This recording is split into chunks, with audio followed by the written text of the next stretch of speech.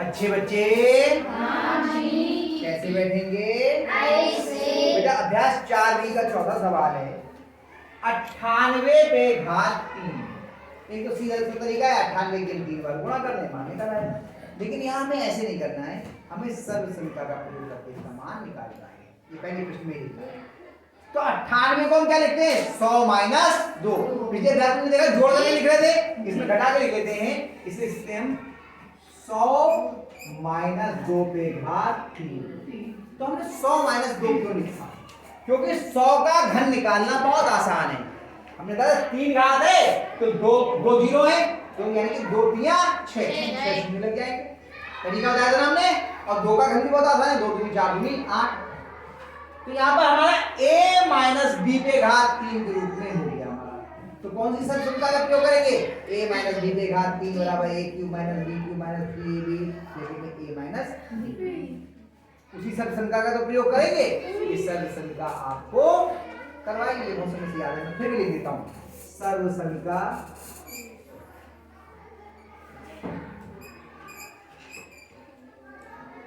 a minus b पे घात 3 बराबर a पे घात 3 माइनस b पे घात 3 माइनस 3ab कोष्ठक में a ऋण b का प्रयोग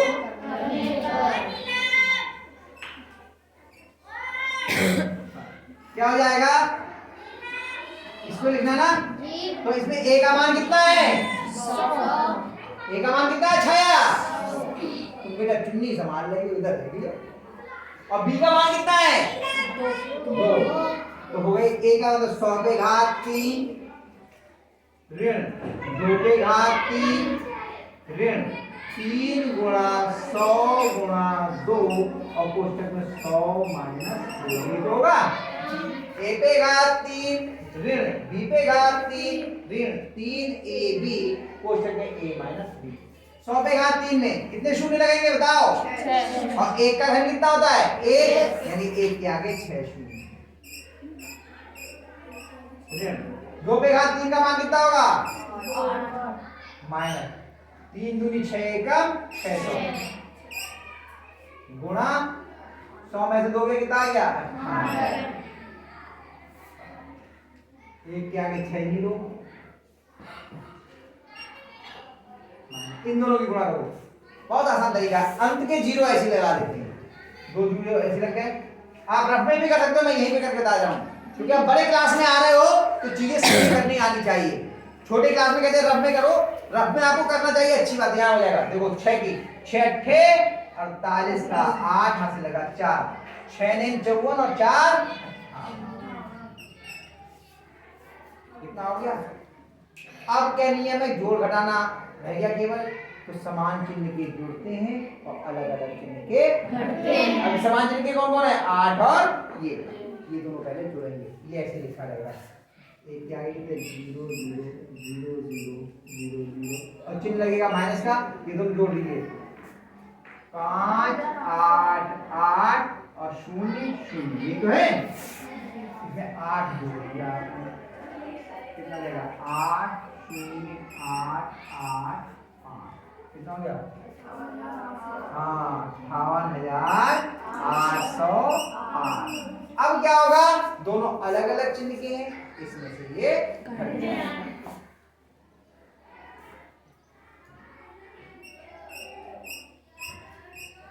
दूर दूर देखो लगाने हैं शून्य, चिपका के मत लगाना, अन्यथा आप जो गणना करेंगे, जो कैलकुलेशन करेंगे उसमें गलती हो जाएगी। 8 0 8 8 5 यहां से आएगा, यहाँ रहेंगे 9 9 9 9 9 और यहाँ कितने हो गए? 10, क्योंकि शून्य में से 8 ही आ रहा है। 10 में से 8 गया 2, 9 में से 2 0 0 9 9 में से 8 गया 1, 9 में से 8 गया 1, 9 में से 5 गया 4, 9 में से 0 9 कितने हो गए?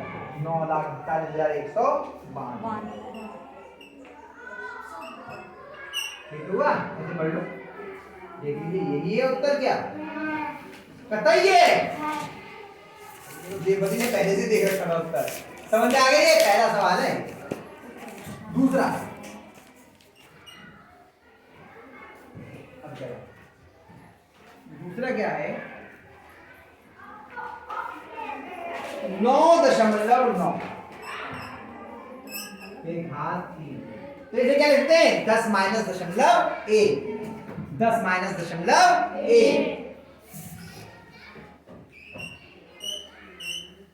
दशमलव 1 नहीं ध्यान रखिए दशमलव से कोई भी संख्या प्रारंभ नहीं होती पहले शून्य के पास में 10 में से दशमलव 1 घटेगा तो कितना हो जाएगा 9.9 पे घात 3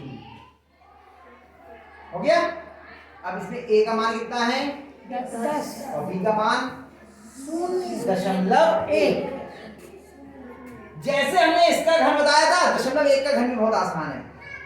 दशमलव का जितने अंक हैं कितने अंक है दशमलव का 1 30 से गुणा करो 1 3 3 अब दशमलव के बाद में 3 अंक हो जाएगा यानी कि 3 अंक के बाद दशमलव लगेगा बाकी छोड़िए। अब 1 का घन कितना हुआ 1 का घन कितना हुआ 1 और दशमलव के साथ 3 अंक होने चाहिए तो 1 2 3 ये दशमलव 1 का घन कितना आएगा 0.001 और 1 0 बस ये घन करना सीख लो जवानी घन करके भी दिखाऊंगा कैसे आएगा।